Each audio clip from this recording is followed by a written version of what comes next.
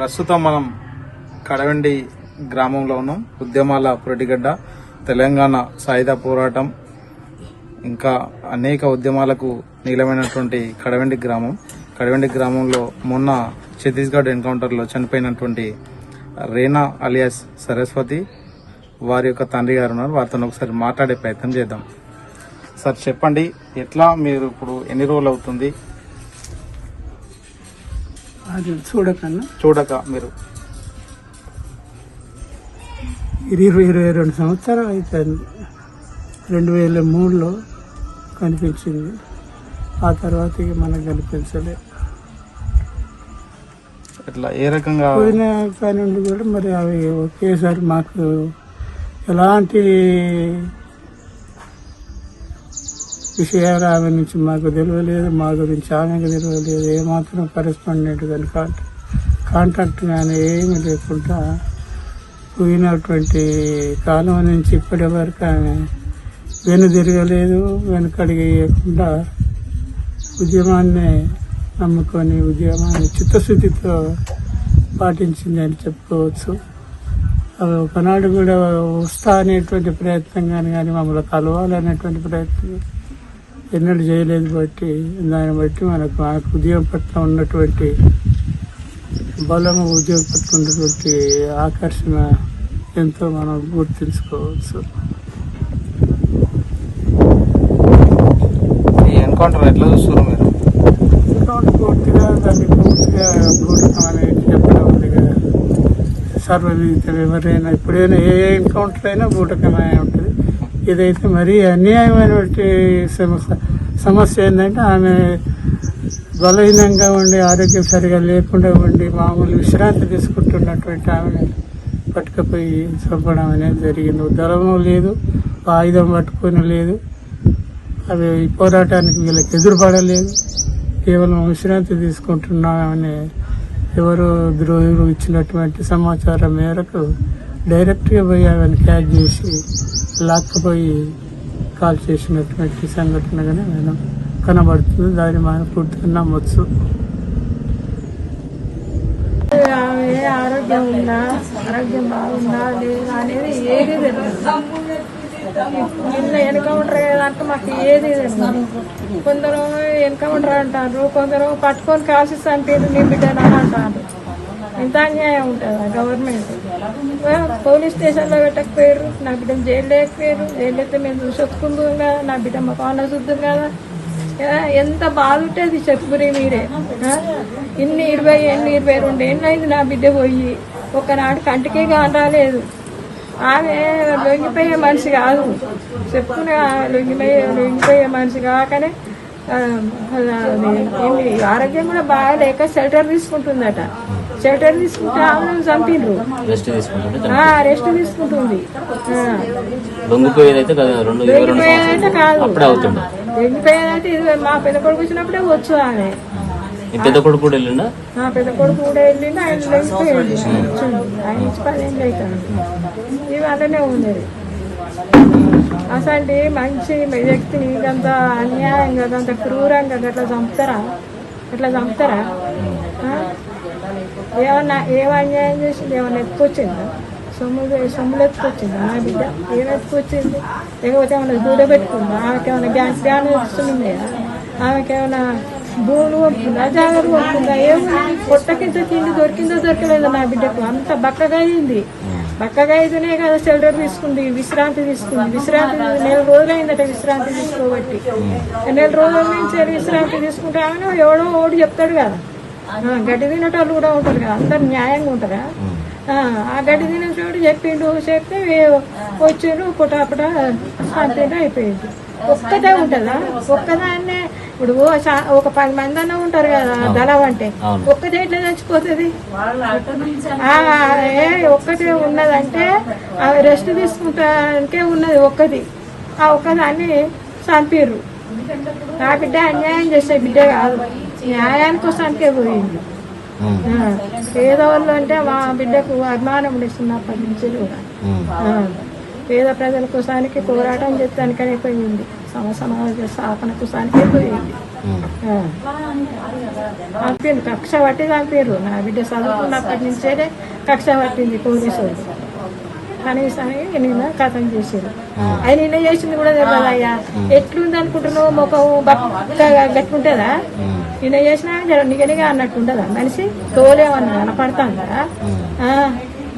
ఏం లేదు. వాళ్ళు మరి మననే చంపిరో వాళ్ళ కడుపు ఎట్లా చంపిరో నాకు తెలియదు, కానీ ఘోరంగా చంపి ముఖం అంతా తీసుకురా. అసలు నా బిడ్డేనా అన్నట్టు నాకు అసలు ఇప్పటికి కూడా నా అనుమానమే ఉన్నది. నా బిడ్డకి అట్లా ఉండకపోయేది. అంత అన్యాయం, అంత ఏం ద్రోహం చేసింది, ఏమని ఎత్తుకొచ్చింది నా బిడ్డ. మా బిడ్డని మమ్మల్ని మా గాని రాకుండా చేసిర్రు. ఎన్ని సంవత్సరాలు అవుతుంది? అన్నకు చెల్లెగాని రాకుండా, తమ్మినికి అక్కగాని రాకుండా, మాకు బిడ్డ గాని రాకుండా. ఎన్ని సంవత్సరాలు అవుతుంది? 22 ఏళ్ళు అవుతుంది. 22 ఏళ్ళు, 23, 22. మీరు ఆమె చూడక మాట్లాడక ఏం చెప్పాలి? నా బిడ్డ సంగతి మంచి బిడ్డ, బంగారమే బంగారం. ఆయన అనేదట నా బిడ్డను తిరుపతిలో చదువుకుంటుంటే కిరాయికుంటారు కదా, అలా భార్య అనేదాడు కదా, అమ్మాయి బంగారం అండి అనేదట.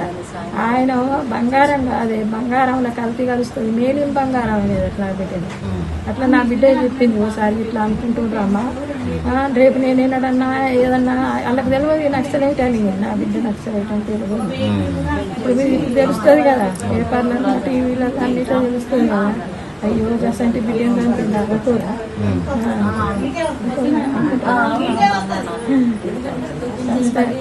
న్యాయానికి ధర్మానికి అన్యాయం చేసినోడు, మోసం చేసినోడు, దొంగలకు మంచిగానే ఉంది, రౌడీలకు మంచిగానే ఉంది, అత్యాచారం చేసిన వాళ్ళు మంచిగానే కాపాడుతాంటారు. కానీ వీళ్ళకే లేదు, నక్సలైట్లకే జరుగుతలేదు న్యాయం. అసలు ఎట్లంటే వాళ్ళకు వాళ్ళు ఎత్తుకొచ్చి వాళ్ళని దోపిడీ చేసిన వాళ్ళు మంచిగానే ఉన్నారు, దోపిడీ చేసిన వాళ్ళు మంచిగానే ఉన్నారు.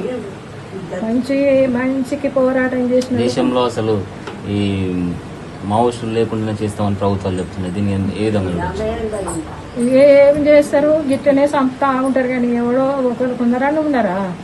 అక్కడక్కడ ఏనో ఉంటారు. మొత్తం అయితే ఉండకుండానే అయితే పోదు. అమిత్ షా అనే ముర్త అన్నట్టున్నాడు, కానీ అమిత్ షా మాటలు ఏం సాగాయి, ఏమో ఉంటూనే ఉంటారు. ఇక్కడ కాకుండా ఏమైనా దాచుకునైనా ఉంటారు. మళ్ళా తర్వాతనైనా నక్సలిజం జరుగుతుంది. నక్సలిజం ఉంటేనే కొంత న్యాయం ఉన్నదని అందరూ అంటారు. నక్సలైట్లే దేశభక్తులని. వీళ్ళు ఓట్లకు వచ్చినప్పుడు మనకి ఏం చెప్తారు చెప్పురి? నక్సలైట్లే మంచి వాళ్ళ ఏజెండా మా ఏజెండా అని అంటారు. ఇప్పుడు నక్సలైట్లకి ఏరు పెడతాము ఏమవుతుందో నేను చెప్పేది. నాకైతే నక్సలిజం చచ్చిపోగానే ఉన్నది, కానీ అది తెలియదు నాకు. అంత నాకు తెలిసిన అంతవరకు చెప్తాను.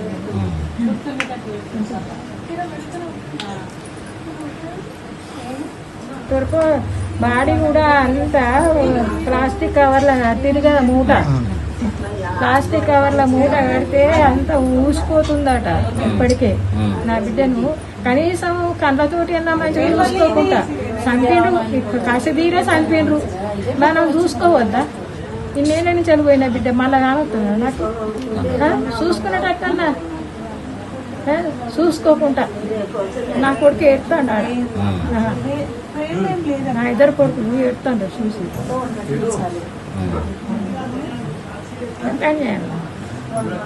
చంపినాక కూడా శవాలు ఏమన్నా పోట్లాడుతాయి, శవాలు ఏమన్నా పోట్లాడుతున్నాయి.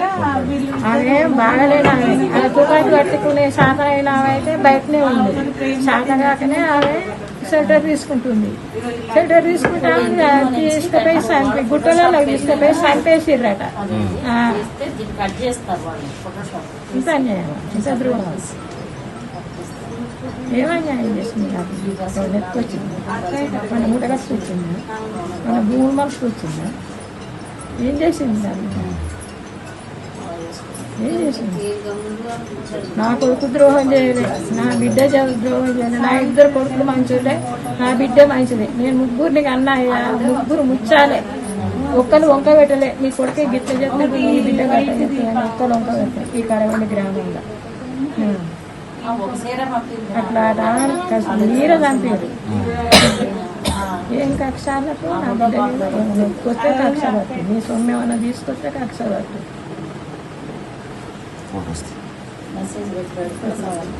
మమ్మల్ని చూసుకునేటట్టు అన్న కనీసం కళ్ళతో చూసుకోండి నా బిడ్డ కానీ ఇట్లా ముట్టుకోవద్దా పట్టుకోవద్దా ఇన్నేళ్ళ నుంచి వెళ్ళిపోయిన బిడ్డను మనం పట్టుకోవాలా వద్దా పట్టుకునేటట్టు ముట్టుకునేటట్టు అన్నది లేకుండా చేస్తారు ఏందన్నట్టు ప్రభుత్వం ఏందన్నట్టు రాజ్యం సంగతి బతుకుదేరు కోసం వెళ్ళిన వాళ్ళే మీ దోపిడీని కొనసాగించడానికి వాళ్ళ బలి పశువులుగా వాడుకుంటున్నారు. ఏదో రోజున వాళ్ళ కన్ను తెరవరా? ఆ పోలీసులే కన్ను తెరుస్తారు. అవునా కదా, తెరుస్తారు. ఎటు వస్తారు అటు వస్తారు, ఇటు రావాలో అటు వస్తారు. జరిగినటువంటి ఛత్తీస్గఢ్లో దంతెవాడలో జరిగినటువంటి ఎన్కౌంటర్ ఏదైతే ఉన్నదో అది బూటక ఎన్కౌంటర్గా మేము తెలంగాణ ప్రజాఫ్రంట్ జనగామ జిల్లా పక్షాన అది బూటక ఎన్కౌంటర్గా తీవ్రంగా ఖండిస్తూ ఉన్నాం. రేణుకకు ఆరోగ్యం బాగలేకపోవడం వలన ఆమె రెస్ట్ కోసం అక్కడికి రావడం జరిగింది. ఓ ద్రోహి ఇచ్చిన సమాచారం మేరకే పోలీసులకు చిక్కడం జరుగుతుంది తప్ప ఆమె ఎన్కౌంటర్ కాదు, అది బూటకప్ ఎన్కౌంటర్. అది ముమ్మాటికి అది ప్రభుత్వ హత్య అని మేము భావిస్తూ ఉన్నాం. తెలంగాణ ప్రజాఫ్రంట్గా తీవ్రంగా ఖండిస్తూ ఉన్నాం. అదేవిధంగా అమిత్ షా అంటా ఉన్నాడు, మేము 2026 మార్చి 31 నాటికి నక్సలైట్ లేనటువంటి భారతదేశాన్ని నిర్మూలిస్తాము అని చెప్తా ఉన్నాడు. అది ఎందుకోసం ఆయన చెప్తా ఉన్నాడో, ఆయన లాంటి అమిత్ షా లాంటి వాళ్ళు చాలామంది కాలబర్గంలో కలిసిపోయిన రోజులు మేము చూశారు, ప్రజలు చూశారు. ప్రజలు చరిత్ర నిర్మాతలు. ఈ కడవెండి గ్రామం కాదు, కడవెండి గ్రామంతో పాటు ఇక్కడ పక్కనున్న దేవరూప్ల, కామారెడ్డిగూడెం, చేర్యాల ప్రాంతం, ఈ ప్రాంతం అంతా ఒక ఉద్యమ కేంద్రాలు ఈ గ్రామాలన్నిటి. వీటికి పోరాటాలు నేర్పాల్సిన అవసరం లేదు. పుట్టుకతోటే పోరాటాలు పుట్టినట్టుగానే వాళ్ళు ఫీల్ అవ్వుకుంటూ ఉద్యమాలకు వస్తూ ఉంటారు. అది ప్రజా పోరాటాన్ని అణచడం ఎవరి తరం కాదు. అమిత్ షా అటువంటి పిచ్చి పిచ్చి మాటలు వెనుక తీసుకోవాలి. ఆదివాసుల మీద జరుగుతున్న దాడులను మేము తెలంగాణ ప్రజాఫ్రంట్గా తీవ్రంగా ఖండిస్తూ ఉన్నాం. ఆపరేషన్ కగారు ఏదైతే ఉన్నదో దాన్ని వ్యతిరేకిస్తూ ఉన్నాం. దాన్ని తక్షణమే నిలిపివేయాలని చెప్పి అక్కడున్న స్పెషల్ పార్టీ బలగాలను కూడా ప్రభుత్వ అమాయక ప్రజల మీద అటువంటి దాడులు జరుగుతూ ఉన్నాయి. ఆ దాడులన్నీ కూడా మా బలగాలను వెనుకకు తీసుకోవాలి. ఆ ఆపరేషన్ కగారుని ఎత్తివేయాలని చెప్పి తెలంగాణ ప్రజాఫ్రంట్గా తీవ్రంగా మేము ఖండిస్తూ ఉన్నాం జనగాం జిల్లా పక్షాన. ఇక ఆపరేషన్ ఏదైతే జరుగుతుందో దాని వెనుక ప్రధాన కారణం ఏమనుకోవచ్చు? ప్రధాన కారణం ఏంటంటే అక్కడ ఆదివాసీ ప్రజల కాళ్ళ కింద, అక్కడ జీవిస్తున్నటువంటి ఆదివాసీ ప్రజల కాళ్ళ కింద ఉన్నటువంటి ఖనిజ సంపదను బహుళజాతి కంపెనీలకు కట్టుబెట్టడానికి భాగంగా అనిల్ అంబానీ, సునీల్ అంబానీ అటువంటి వాళ్లకు ఆదాన అంబానీలకు కట్టుబెట్టడం కోసమే ఇక్కడ ఉన్నటువంటి భారతదేశంలో ఉన్నటువంటి బీజేపీ ప్రభుత్వం చేస్తున్న ఒక కుట్రలో భాగం అది. దాన్ని మేము తీవ్రంగా ఖండిస్తూ ఉన్నాం. అది అక్కడ నివసిస్తున్న ఆదివాసీ ప్రజలకి దక్కాలనేదే పోరాటం జరుగుతుంది. అక్కడ దాంట్లో ప్రజా ఉద్యమాలు జరుగుతూ ఉన్నాయి. ప్రజలు ఉద్యమం చేస్తున్నారు. అక్కడ తన స్వార్థం కోసం నక్సలైట్లు అక్కడ ఉద్యమం చేయట్లేదు. ఆదివాసులు నివసిస్తున్న ప్రాంతంలో వాళ్ళ వనరులు వాళ్ళకి దక్కాలని పోరాటం చేస్తూ ఉన్నారు. వాళ్ళు ఏదో తన లాభాల కోసం నక్సలైట్గా మారి వాళ్ళు అడవిలోకి పోలేదు. ఫస్ట్ ప్రభుత్వం ఏం చేయాలంటే సమస్యలకు ఏం పరిష్కారం ఉన్నది, అక్కడ సమస్యలకు ఏ సమస్యలని అక్కడ ఆదివాసులకు ఏ సమస్యలు ఉన్నాయి అవి నువ్వు పరిష్కరించకుండా ప్రజలు నిర్మూలిస్తా అంటే నీతో సాధ్యమవుతుందా? ప్రజలు నిర్మూలించి నువ్వు ఎవరి మీద పెత్తనం చేయడానికి ప్రయత్నం చేస్తావు. ఎవరి మీద నువ్వు ప్రధానమంత్రి అవుతావు, ఎవరి మీద నువ్వు ఉప ప్రధాని అవుతావు. అంటే ప్రజలకున్న సమస్యలు పరిష్కరించకుండా ప్రజలు నిర్మూలించడం సాధ్యమవుతుందా? అది చరిత్రలో సాధ్యమవుతుందా? అది సాధ్యం కాదు. అటువంటిది ప్రజా పోరాటం నిర్మించడం ఆ బీజేపీ ప్రభుత్వం కాదు, ఏ ప్రభుత్వంతో కూడా సాధ్యం కాదు. ప్రజలకు కొత్త ఏం కాదు. ఏ ప్రభుత్వాలు మారినా అణచివేత, వివక్షత ఇవన్నీ జరుగుతూనే ఉన్నాయి. అప్పుడే ఉద్యమాలు పుట్టుకొస్తాయి, రకరకాల రూపకంలో ఉద్యమాలు పుట్టుకొస్తాయి. దాన్ని ఆపడం ఎవరి తరం కాదు. ఇప్పటికైనా బుద్ధి తెచ్చుకొని కేంద్ర రాష్ట్ర ప్రభుత్వాలు అక్కడ ఉన్నటువంటి ఆదివాసీ ప్రజల మీద చేసే దాడులు ఆపాలి. అది మన ఖనిజ సంపదను కొట్టుకుపోవడానికి బహుళజాతి కంపెనీలకు ఈ లాభం పొందుపరిచే విధంగా వాళ్ళు ప్రయత్నం చేస్తారు. అసలు వెనుకకు తీసుకోవాలని చెప్పి మేము తెలంగాణ ప్రజాఫ్రంట్గా తీవ్రంగా బూటక ఎన్కౌంటర్ ఖండిస్తా ఉన్నాం. రేణుక వాస్తవానికి ఒక ప్రజా ఉద్యమ నాయకురాలు. 35 సుదీర్ఘ పోరాటంలో ఏ రోజు కూడా తను అడుగుపెట్టి మళ్ళీ వెనక్కి తిరిగి చూడలేదు. రేణుక ఆశయం ఏదైతున్నదో ఆశయం కోసం ఆమె పోరాటం చేసింది. ఆ పోరాటంలో భాగంగా నిన్న చనిపోయిన సారన్న కావచ్చు, టేకులగూడెం యేసుబన్న కావచ్చు, ఇవాళ చనిపోయిన రేణుక కావచ్చు. కానీ వాళ్ళు వ్యక్తులుగా చనిపోవచ్చు తప్ప వాళ్ళ ఆశయాలు మిగిలి ఉన్నాయి. వాళ్ళ ఆశయాలు ప్రభుత్వంతో పోరాటం చేస్తూ నిరంతరం పోరాటం చేస్తూనే ఉంటాయని చెప్పి కూడా మేము గుర్తు చేస్తూ ఉన్నాం. ప్రజలు ప్రజా సంఘాలుగా ఆలోచించేది, మానవ దృక్పథంతో ఆలోచించేది ఏంటంటే రేణుకది సావు మున్నాటికి ఎన్కౌంటర్ అయ్యి ముమ్మాటికి, అందులో సందేహమే లేదు. మేము ఈ రేణుక ఎన్కౌంటర్ను తీవ్రంగా ఖండిస్తాము. ఎన్కౌంటర్ కాదు, ప్రజల సమస్యలు పరిష్కరించేసేపు, ప్రజల సమస్యలు ఏవైతే పరిష్కరించినంతసేపు ఎవడు కూడా నిర్మూలించలేడు ప్రజా పోరాటాలని. ఎవరితో సాధ్యం కూడా కాదు. ప్రజల సమస్యలు పక్కన పెట్టి నిర్మూలిస్తామంటే నీతో సాధ్యం కాదు. ప్రజలు ఏమనుకుంటున్నారు ఇలా రేణుక మృతి చెందడం పట్ల? ప్రజలు తీవ్ర ఆందోళన ఉన్నారు, ఆవేదనతో ఉన్నారు, ఆకర్షణతో కూడా ఉన్నారు. ప్రజల్ని మనం తప్పుపట్టడానికి వీల్లేదు. ప్రజలు చరిత్ర నిర్మాతలు. ప్రజలు ఏ కోణం నుంచి ఆలోచించినా ఉద్యమాలు పుట్టుకొస్తే తప్ప వీళ్ళతో సాధ్యం కాదని ప్రజలకు తెలుసు. చిన్న ముసలామని అడిగినా చెప్తుంది, మొక్కజొన్న కంకులో కాల్సిన ముసలామని అడిగినా చెప్తుంది. పొద్దుగాల ఎందుకు మాట్లాడుతుంది ఆమె? నోట్లో తెలంగాణ భాషలో మాట్లాడుతుంది, చెప్పలేము. కానీ ఎట్లా, ఏ రకంగా అనుకుంటున్నారు? చాలా తీవ్రంగా అనుకుంటున్నారు. తెలంగాణలో కూడా ప్రజా ఉద్యమాలు అవసరం ఉన్నాయనే పద్ధతిలో మాట్లాడుకుంటా ఉన్నారు. ఎగ్జాంపుల్ రేణుకను తీసుకోండి. ఇక్కడ పుట్టి పబ్బం గడుపుకుని పాదయాత్ర చేసే పొలిటికల్ లీడర్ ఎన్ని రోజులు పాదయాత్ర అవుతారండి? ఎన్ని వేల కిలోమీటర్లు పాదయాత్ర అవుతారు? రేణుక ఎన్ని కిలోమీటర్లు లెక్క పెట్టగలుగుతారా ఈ పాలక వర్గాలు? రేణుక ఇక్కడ కడవెండులో పుట్టి ఎన్ని కిలోమీటర్లు నడిచింది పాదయాత్ర లెక్క పెట్టగలుగుతారా? వీళ్ళతో సాధ్యమవుతుందా? రేణుక చరిత్ర చదవడానికి కూడా వీళ్ళకి సాధ్యం కాదు. వీళ్ళు ఏదో నీటి మాటలు చెప్తే నమ్మడానికి ప్రజలు సిద్ధంగా ఏమి లేరు. కడవెండి ప్రజలు, ఈ ప్రాంతం ప్రజలు, పాలకుర్తి ప్రజలంతా ఉద్యమ కేంద్రాలుగా ఉన్న వాళ్ళు. వాళ్ళకు ఉద్యమాలు అంటే ఏదో తెలుసు, వాళ్ళకు తిరుగుబాటు అనేది తెలుసు, ఎప్పుడు తిరుగుబాటు చేయాలో కూడా తెలుసు. అది కొత్త ఏం కాదు. లేటెస్ట్ న్యూస్ తెలుగు మరియు ఇంగ్లీష్ అప్డేట్స్ కోసం ఇప్పుడే క్యూన్యూస్ అఫీషియల్ యాప్ని ప్లే స్టోర్ నుండి డౌన్లోడ్ చేసుకోండి. సరికొత్త సమాచారాల కోసం క్యూన్యూస్ వెబ్సైట్ని ఫాలో అవ్వండి. ఛానల్లో ప్రాంతీయ, జాతీయ, అంతర్జాతీయ వార్తలు వీక్షించండి. లైక్ చేయండి,